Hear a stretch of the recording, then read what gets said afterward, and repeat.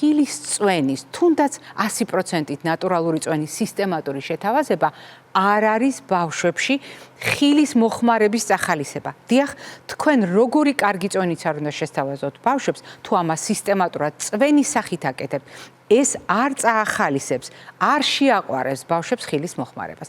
ეს რეკომენდაციად, რომელიც უნდა გაითვალისწინოს ოჯახმა. მაგრამ მოდით განსაზღვროთ ახლა წმინდა პრაქტიკული თვალსაზრისით, რა ხდება, როდესაც ხილის ულუფა უნდა შეურჩიოთ ბავშვებს.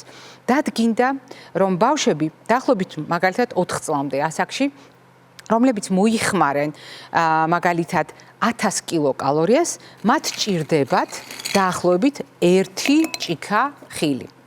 1 ჭიქა ყველა იმ ბავშვს, რომელიც 1000 კილოკალორიას მოიხმარს.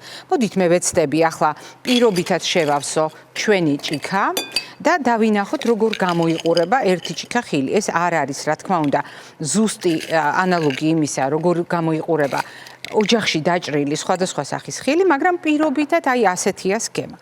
1 ჭიქა ხილი.